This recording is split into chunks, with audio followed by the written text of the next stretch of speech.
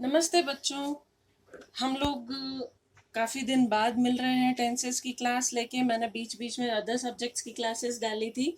आज मैं आपके सामने टेंस की क्लास लेके आई हूँ और टेंस में आज हम लोग पढ़ेंगे फ्यूचर टेंस। और इससे पहले हम लोग प्रेजेंट टेंस पूरा पढ़ चुके हैं और पास्ट टेंस भी पूरा पढ़ चुके हैं। तो आज हम फ्यूचर टेंस पढ़ेंगे और कोशिश करूंगी कि 2 या 3 क्लासेस में फ्यूचर टेंस पूरा कराऊं तो आपके 9th 10th और 11th इन 3 क्लासों का कोर्स ये टेंस वाला पार्ट पूरा हो जाएगा। तो फ्यूचर टेंस मतलब भविष्य, यानी कि भविष्य का समय, आने वाला समय, आने वाला समय, यानी जो अभी आया नहीं है उस समय जो काम किया जाएगा उसको हम किस तरह यहाँ पे दर्शाएंगे, ये हम यहाँ पढ़ेंगे। तो इसमें कुछ चीजें सामान्य तौर पे इम्पोर्टेंट रहती है। कौन सी? एक तो फर्स्ट फॉर्म वर्ब की फर्स्ट फॉर्म का प्रयोग, ये आम है, पूरे फ्यूचर टेंस में यही चलेगा। और हेल्पिंग वर्ब के तौर पे विल एंड शैल, ये दो चीजें चलेगी, विल और शैल चलेगा और ये चलेगा फ्यूचर वर्ब की फर्स्ट फॉर्म। तो जिस तरह से हमने बाकी टेंसेस में अलग अलग पार्ट्स पढ़े, हम यहाँ पर भी फ्यूचर टेंस के 4 हिस्से पढ़ेंगे जैसे हमने बाकी टेंसेस में पढ़े। तो इसका पहला हिस्सा कौन सा है? इसको मैं पढ़ा रहने देती हूँ, यही लिख लेती हूँ। Future indefinite. बेटा मुझे इस तरह से लिखने में बहुत प्रॉब्लम होती है, मेरी राइटिंग है रनिंग की और इस तरह से तोड़ तोड़ के लिखना मेरे लिए बहुत मुश्किल होता है, पर आप लोगों के लिए मैं ये कर रही हूँ। फ्यूचर इंडेफिनिट टेंस, या इसको दूसरा नाम क्या कहते हैं? Simple future. मुझे इस तरह टाइम भी बहुत लगता है, सिंपल फ्यूचर टेंस, और मेरी राइटिंग भी बेकार हो जाती है। ठीक है, तो फ्यूचर सिंपल टेंस एक सकारात्मक सिंपल सी चीज होती है और इसमें जैसे हमने बाकी टेंसेस में अदर वाक्य पढ़े थे अलग अलग तरह के, वही वाक्य हम यहाँ पे भी पढ़ेंगे। तो इसका पहला वाक्य रहेगा indefinite, sorry it is affirmative. Indefinite तो ऊपर मैंने लिखा ही है, it is affirmative. Affirmative sentence, या इसको कहेंगे सकारात्मक वाक्य, मतलब एक सिंपल सा स्टेटमेंट होता है। अब इसको अगर हम हिंदी के वाक्यों की बात करें तो क्या करेंगे?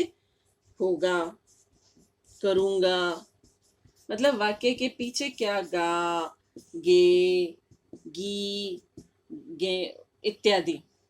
तो ये सारी चीजें हिंदी के वाक्य के अंत में आएगी। इंग्लिश का वाक्य जब हम बनाएंगे तो इसका सूत्र क्या रहेगा? वाक्य जब से बाकी टेंसेस में रहता है वैसे ही सब्जेक्ट से शुरू होगा, फिर आएगी हेल्पिंग वर्ब, फिर आएगी मेन वर्ब की first form plus object plus time. क्यों टाइम? इसलिए क्योंकि किताबों में आपको टाइम वर्ड लिखा हुआ नहीं मिलेगा, मैं लिख रही हूँ। क्यों? क्योंकि जब हम एग्जाम में देखते हैं हमें क्या करते हैं, fill the correct form of verb, ये सेंटेंस देते हैं और ब्रैकेट में।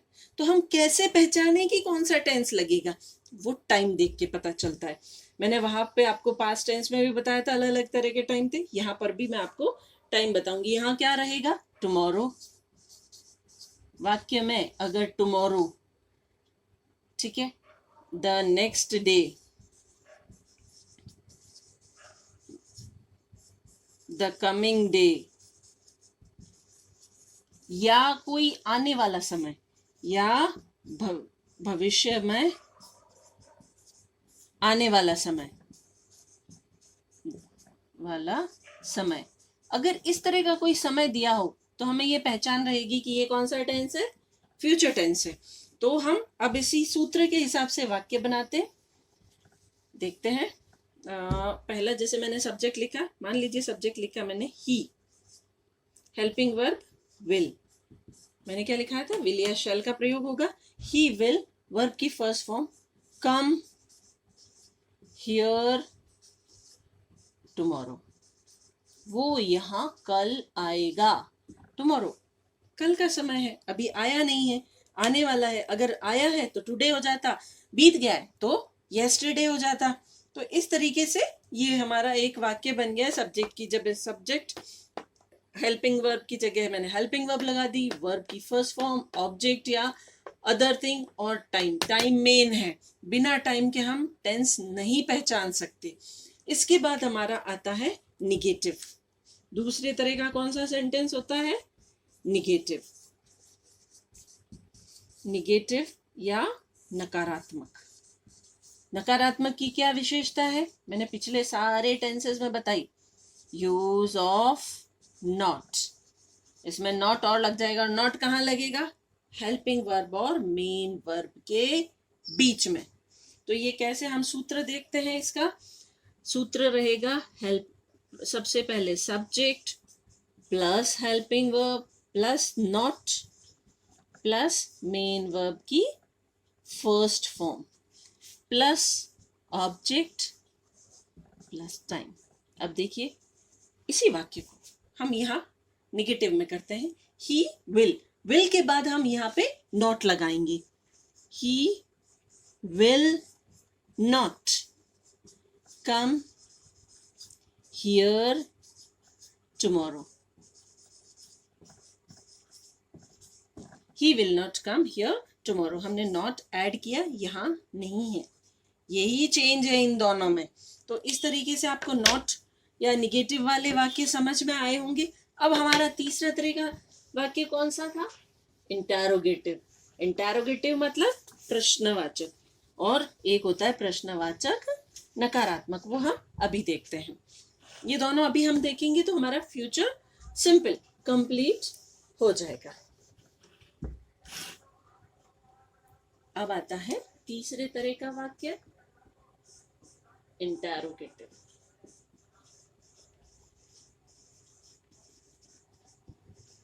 सेंटेंसेस, इंटरोगेटिव सेंटेंसेस यानी प्रश्नवाचक वाक्य। इसमें क्या रहेगा? वाक्य की शुरुआत कैसे रहेगी? मैंने पहले भी बताया, सारे इंटरोगेटिव की तरह इसमें भी वाक्य की शुरुआत कैसे?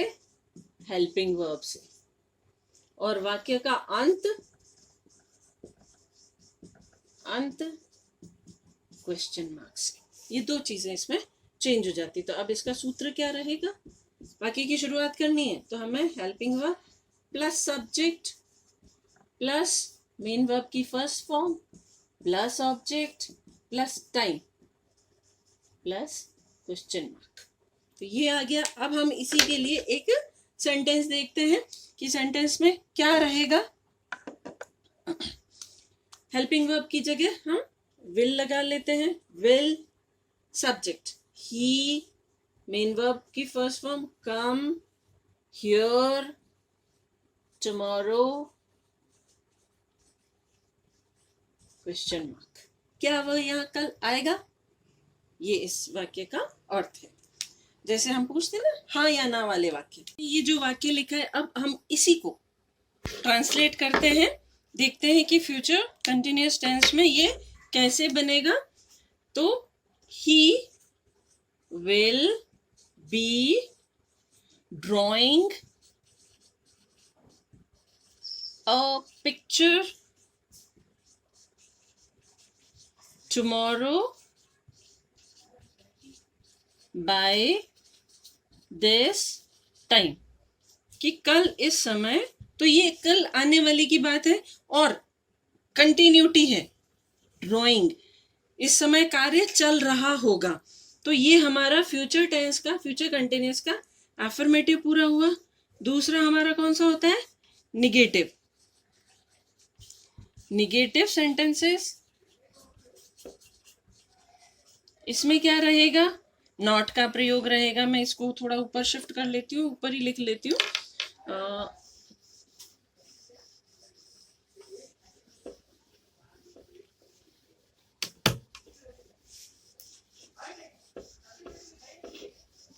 निगेटिव। अब निगेटिव में क्या रहेगा?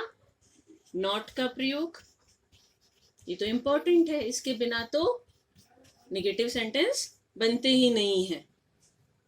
अब नॉट का प्रयोग है, हम सूत्र देखते हैं। हेल्पिंग वर्ब, सॉरी, सब्जेक्ट से शुरू होगा, हेल्पिंग वर्ब से तो क्वेश्चन शुरू होते हैं। तो subject plus helping verb plus not plus be plus V1 plus ING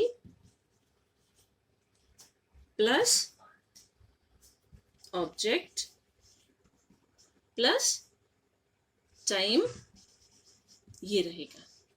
ठीक है, अब इसको हम सेंटेंस में फॉर्म करें तो he will not be dancing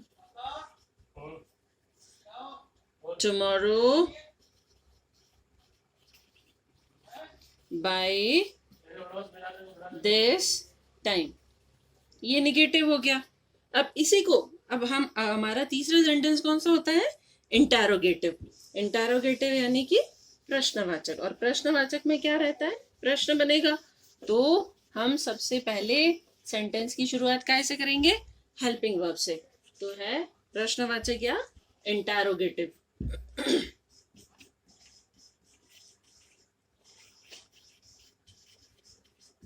interrogative sentences, प्रश्नवाचक वाक्य।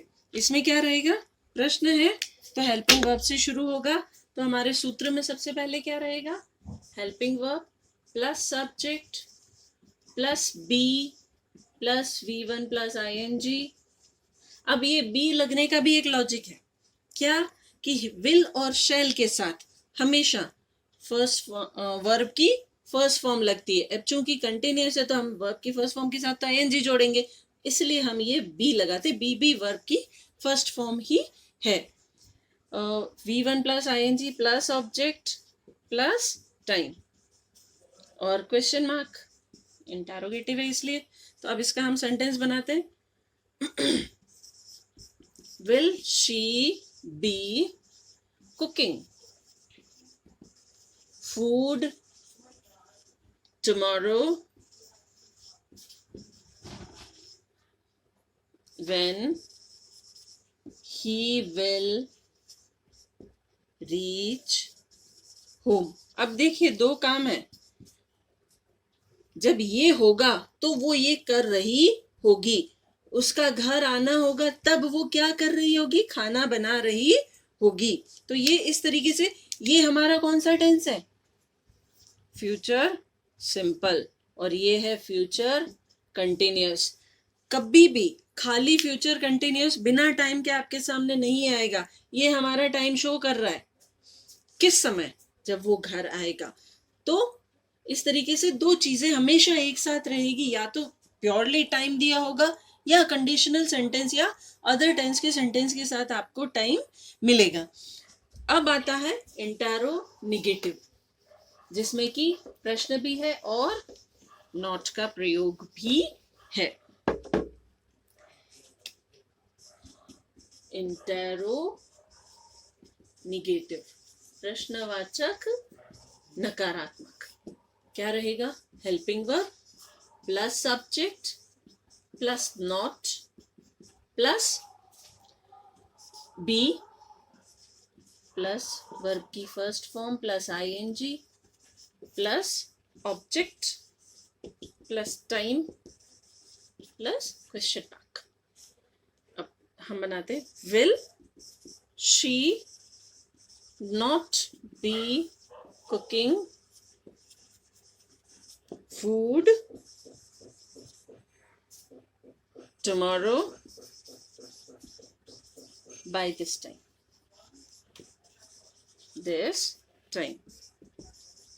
क्वेश्चन। अब देखिए जैसे जैसे टेंस बढ़ रहे हैं वाक्य भी बड़े होते जा रहे हैं। तो ये इस तरीके से बढ़ गया है। तो यहाँ हमारा फ्यूचर कंटिन्यूअस टेंस भी पूरा हुआ। हम नेक्स्ट क्लास में फ्यूचर परफेक्ट टेंस देखेंगे। Thank you.